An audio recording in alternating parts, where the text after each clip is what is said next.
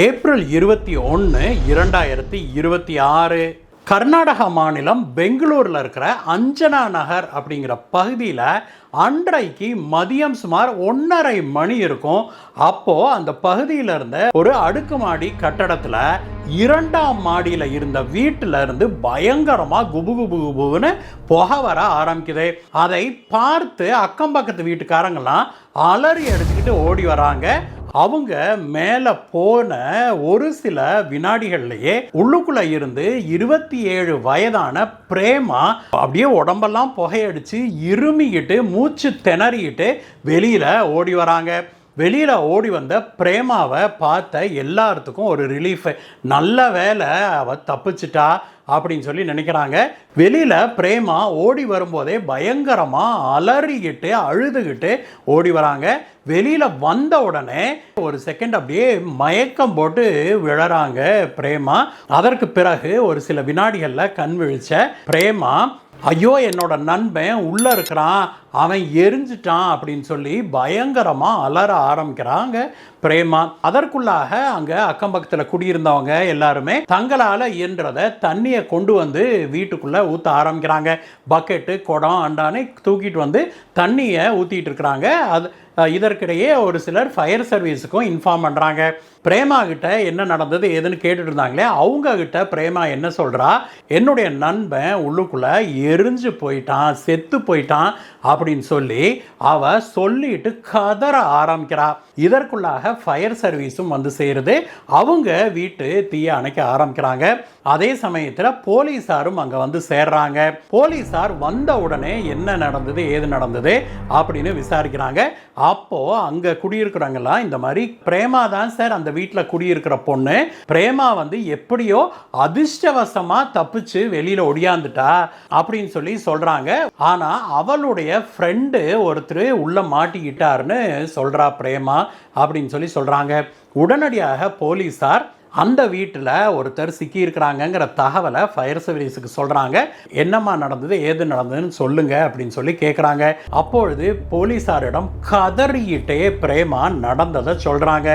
பிரேமா என்ன சொல்கிறா, சார் கிரணும் நானும் வோடாஃபோன் ஆஃபீஸில் ஒரே இடத்துல ராஜாஜி நகரில் வேலை செஞ்சுக்கிட்டு இருக்கிறோங்க சார். 2-3 வருஷமாக நாங்கள் 2 பேருமே நண்பர்கள். அடிக்கடி கிரண் வந்து என் வீட்டுக்கு வர்றது வழக்கம்தான் சார். இன்னைக்கும் அப்படித்தான் என்னை வந்து ஆஃபீஸுக்கு பிக்கப் பண்ணிட்டு போகிறதுக்காக வந்திருந்தான் கிரண். அப்போது நாங்கள் மேலே உட்காந்து பேசிகிட்டு இருந்தோம். அதுக்கு பிறகு நான் கிளம்புறேன்னு சொல்லிட்டு நான் பாத்ரூம் போயிட்டேன். நான் டாய்லெட்டில் இருக்கிற சமயத்தில் தான் புகை உள்ளே வர்றதை பார்த்தேன். அடிச்சு பிடிச்சி நான் வெளியில் வந்து பார்க்குறேன், அவன் உடல் முழுக்க எரிஞ்சுக்கிட்டு இருந்தது. அவனும் அலறிக்கிட்டு இருந்தான். நானும் வந்து பெட்ஷீட்டையே எதையாவது போட்டு அதை அணைக்கலான்னு பார்த்தேன். ஆனால் என்னால் முடியலைங்க சார். அப்புறம் வீடு முழுக்க பயங்கர புகையாயிடுச்சு. என்னால் கண்ணே முழிக்க முடியல, மூச்சுட முடியல. நான் உயிர் தப்பிச்சா போதும் அப்படின்னு நான் வெளியில் வந்துட்டேங்க சார். கிரண் வந்து உள்ளேயே எரிஞ்சிட்டான் அப்படின்னு சொல்லி சொல்கிறா பிரேமா.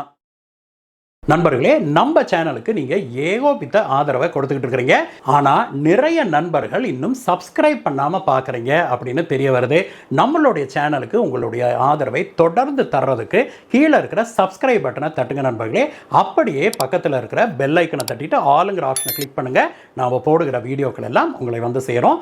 நம்ம வீடியோ உங்களுக்கு பிடிச்சிருந்தா ஒரு லைக் போடுங்க. அதே போல் உங்கள் நண்பர்களோட ஷேர் பண்ணுங்கள். வாங்க நண்பர்களே, வீடியோவுக்கு போகலாம். ஃபயர் சர்வீஸ்காரங்க வீட்டில் எரிஞ்சுக்கிட்டு இருந்த தீயை அணைச்சிட்றாங்க. அதற்கு பிறகு போலீஸார் உள்ளே போய் வீட்டில் ஆய்வு நடத்துகிறாங்க.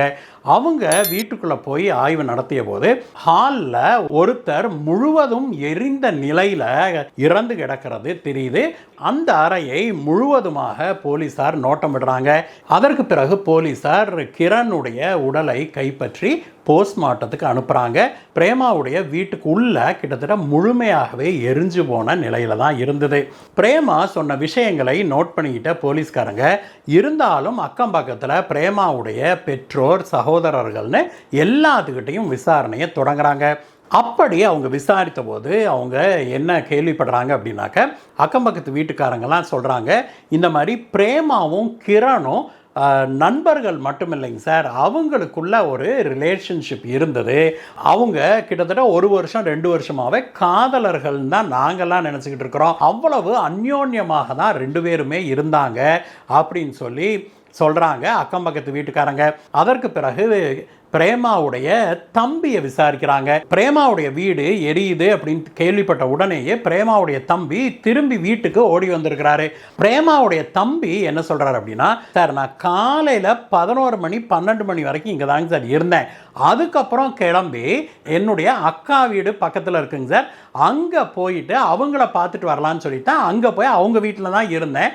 அங்கே நான் இருக்கும்போது தான் இந்த மாதிரி எங்கள் வீடு தீ பிடிச்சிருச்சு அப்படின்னு சொல்லி நியூஸ் கிடச்சிது. அப்புறம் அலறி அடிச்சுக்கிட்டு ஓடி வந்தாங்க சார், மற்றபடி எனக்கு எதுவும் தெரியாது அப்படிங்கிற. அப்படி இந்த பிரேமாவுடைய நண்பர் கிரணை பற்றி போலீஸார் விசாரித்த போது பிரேமாவுடைய தம்பி என்ன சொல்றாரு அப்படின்னாக்க, சார் 2 பேரும் நெருங்கிய நண்பர்கள்னு எனக்கு தெரியும், அதுக்கு மேலே அவங்களுக்குள்ள ஒரு ரிலேஷன்ஷிப் இருந்ததாக எனக்கு தெரியலைங்க சார்.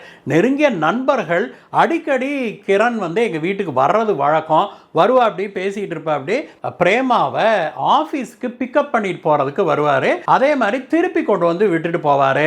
அது அந்த வகையில் தான் எங்களுக்கு அவரை தெரியும். கிட்டத்தட்ட 2 வருடங்களுக்கு மேலாக இவங்க நண்பர்களாக இருக்கிறாங்க சார் அப்படின்னு சொல்லி அவருடைய தம்பி சொல்கிறாரு. போலீஸார் பலவாறாக விசாரிக்கிறாங்க. விசாரித்த போது இது வந்து ஒரு தற்கொலை அட்டம்ப்ட் தானோ அப்படிங்கிற ஒரு எண்ணம் எழுது போலீஸ்காரங்களுக்கு.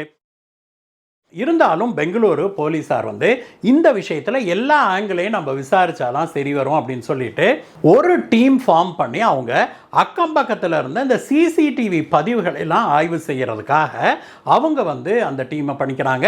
அதே போல் இன்னொரு டீம் வந்து இந்த பிரேமாவுடைய பாய் ஃப்ரெண்டு கிரண் இருக்கார் இல்லையா, அவருடைய ஃபோனு இது எல்லாமே ஆய்வு செய்கிறாங்க.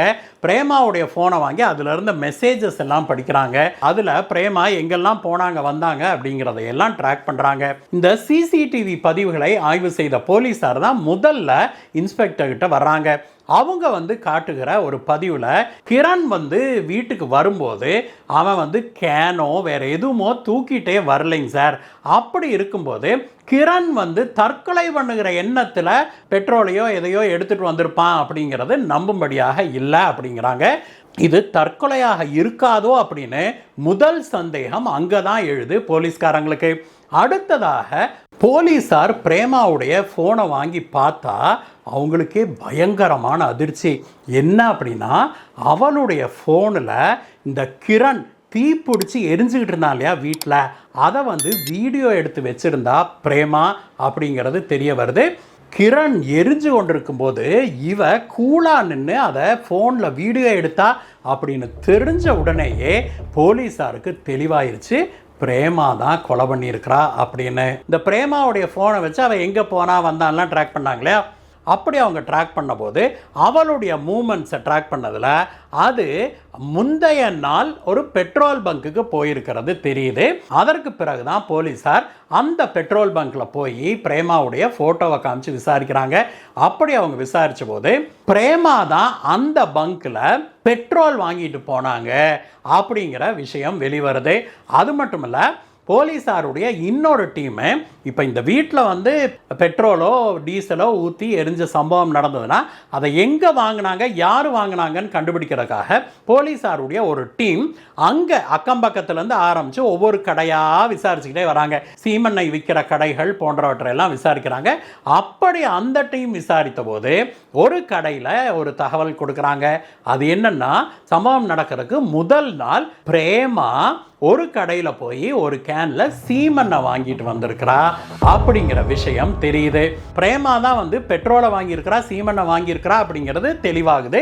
அதோடு இல்லாமல் கிரண், பிரேமாவுடைய பாய் ஃப்ரெண்டு கிரண் வந்து பிரேமா வீட்டுக்கு வரும்போது எதுவுமே கொண்டு வரல அப்படிங்கிறது தெளிவான உடனே பிரேமா தான் பிரைம் சஸ்பெக்டாக மாறுகிறா.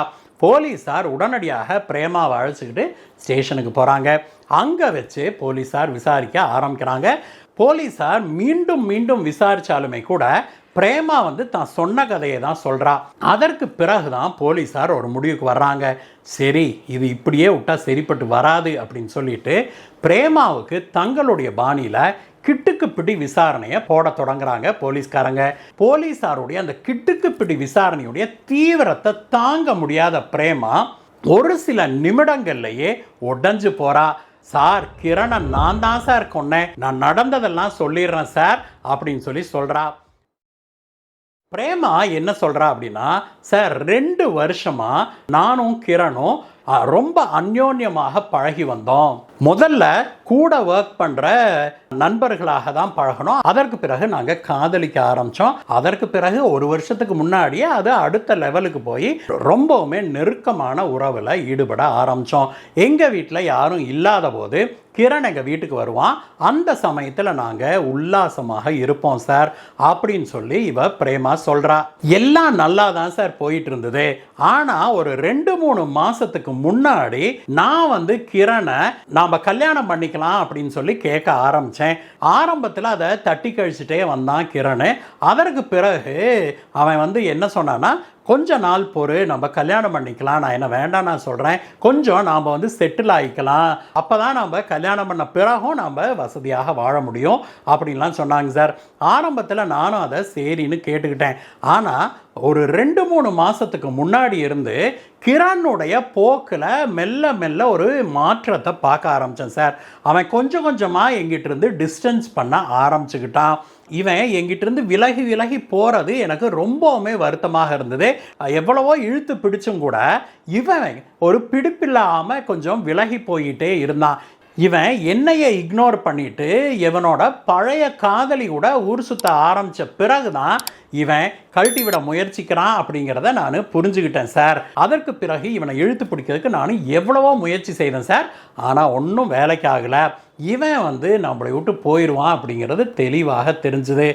என் கூட 2 வருஷமாக இருந்துட்டு எல்லாத்தையும் அனுபவிச்சுட்டு என்னையும் அனுபவிச்சுட்டு நீ என்னையை கழட்டி விட்டு போவையா அப்படின்னு எனக்கு பயங்கர கோபம் வந்தது சார்.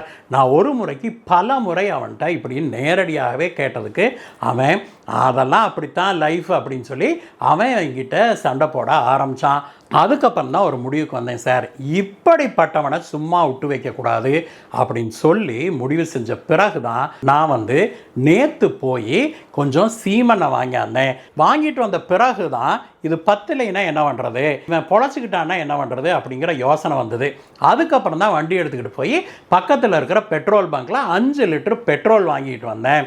எல்லாம் கொண்டு ரெடியாக வச்சுருந்தேன் சார். அன்னைக்கு காலையில் கிரணுக்கு நான் ஃபோன் பண்ணேன். அவனுக்கு ஃபோன் பண்ணி இந்த மாதிரி வீட்டுக்கு வாடா, நம்ம ஜாலியாக இருக்கலாம் அப்படின்னு சொல்லி சொன்னாங்க சார்.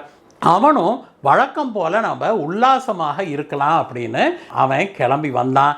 என்னுடைய அம்மா காலையில் ஒரு 9:30 மணிக்கெலாம் வேலைக்கு போயிடுவாங்க சார். என்னோட தம்பியும் வழக்கமாக வெளியில் போயிடுவான் காலையில் 10 மணிக்கெலாம். அதனால் கிரணை 11 மணிக்கு மேலே வாடா, நான் தனியாக இருப்பேன்னு சொல்லியிருந்தேன். அதே போல் 11:30 மணிக்கு மேலே தான் அவன் வீட்டுக்கு வந்தாங்க சார். வந்த பிறகு நாங்கள் 2 பேரும் சந்தோஷமாக உட்காந்து பேசிகிட்டு இருந்தோம். அப்போ தான் அவன் உல்லாசமாக இருக்கலாம் அப்படின்னு பேச்ச ஆரம்பித்தான். அப்போது நான் ஏய் எனக்கு ஒரு ஐடியா இருக்குதுடா அப்படின்னு சொல்லிட்டு ஒரு புது ஐடியா ஒன்று சொன்னேங்க சார். இப்போ வெளிநாடுகள்லாம் பண்ணுற மாதிரி வித்தியாசமாக நாம் இன்னைக்கு உல்லாசமாக இருக்கலாம் அப்படின்னு சொல்லி சொன்னேன். என்ன ஏதுன்னு கேட்டபோது, உனக்கு ஒரு சர்ப்ரைஸ் இருக்குது, அதை நாம் உல்லாசமாக இருந்த பிறகு நான் உனக்கு சொல்கிறேன் அப்படின்னு சொல்லிட்டு ஃபாரின்லாம் வர்ற மாதிரி அவனை கண்ணை கட்டிட்டு கையை காலை கட்டிட்டு அதற்கு பிறகு நாம் உல்லாசமாக இருக்கலாம் அப்படின்னு சொல்லி சொன்னாங்க சார்.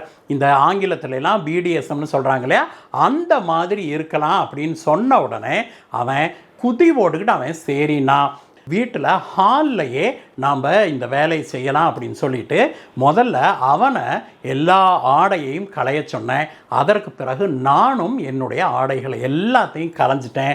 2 பேரும் பிறந்த மேனியாக இருந்தபோது நான் அவனை ஒரு சேரை நடுவில் போட்டு அந்த சேரில் உட்காரு, இனிமே தான் நம்ம ஆட்டமே ஆரம்பிக்க போகுது அப்படின்னு சொல்லி சொன்னேன். அவனும் உட்கார்ந்தான் சார். உட்கார்ந்த பிறகு நான் அவனுடைய கைகளை பின்னாடி இருந்து கட்டினேன். என்ன புதுசாக பண்ணுற அப்படின்னா, புதுசு தான் பாரு சூப்பராக இருக்கும் அப்படின்னு நான் சொன்னதுக்கு அவனும் சரிண்ணா சார் அந்த சேருடைய கால்கள் இருக்குது இல்லையா, அந்த 2 கால்களோட சேர்த்து அந்த 2 கால்களில் இவனுடைய 2 கால்களையும் கட்டினேன். ஒரு காலை இந்த சேர் கால்லையும் ஒரு காலை இந்த சேர் கால்லையும் கட்டிட்டு அவனுடைய கையை பின்னாடி இப்படி இறுக்கி கட்டினேன். அவன் சொன்னபோது நான் பிடிஎஸ்எம்னா இப்படித்தான், நீ கம்முன்று பார் எப்படி இருக்குதுன்னு சொன்னேங்க சார். ஓகேன்னு சொல்லிட்டான். அதற்கு பிறகு அவனுடைய கண்ணையும் கட்டினேன். நான் ஏதோ பயங்கரமான ஒரு சர்ப்ரைஸ் நான் கொடுக்க போகிறேன் அப்படிங்கிற எண்ணத்தில் அவன் கை கால் கண்ணையெல்லாம் கட்டுறதுக்கு அவனாகவே அனுமதித்தான். அவனை சேரோட சேர்த்து நல்லா கட்டின பிறகு நான் ரூம்குள்ளே போய் அங்கே வச்சுருந்த சீமெண்ணையும் பெட்ரோல் கேனையும் எடுத்துகிட்டு வந்தேன். எடுத்துகிட்டு வந்து அவன் மேலே அப்படியே எல்லாத்தையும் ஊற்றுனேங்க சார். ஊற்றிட்டு அப்படியே அவனை பற்ற வச்சுட்டேன். அவன் பயங்கரமாக அலற ஆரம்பித்தான். அதற்குள்ளாக உடனே நம்ம வெளியில் ஓடுனா எல்லாத்துக்கும் தெரிஞ்சு போயிடும். அதனால் கொஞ்சம் நேரத்துக்கு பிறகு தான் போகணும்னு நான் ஏற்கனவே பிளான் பண்ணி வச்சுருந்தேன்.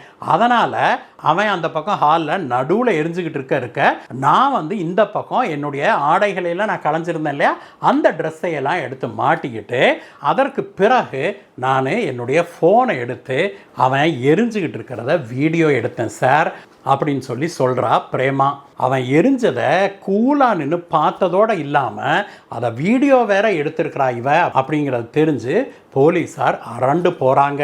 அதற்கப்புறம் வீட்டில் அந்த ஹாலு கிச்சன்னு எல்லா பக்கமும் அந்த கரும்புகை பயங்கரமாக சூழ்ந்த பிறகு தான் நான் லொக்குன்னு இருமிக்கிட்டு வெளியில் ஓடி வந்தேங்க சார். உண்மையிலேயே எங்கள் வீடு தீப்பிடிச்சு எரிஞ்சு அதுலேருந்து நான் தப்பிச்சு வந்துட்டேன் அப்படின்னு தான் அவங்கெல்லாம் நம்பினாங்க சார் அப்படின்னு சொல்லி சொல்கிறா.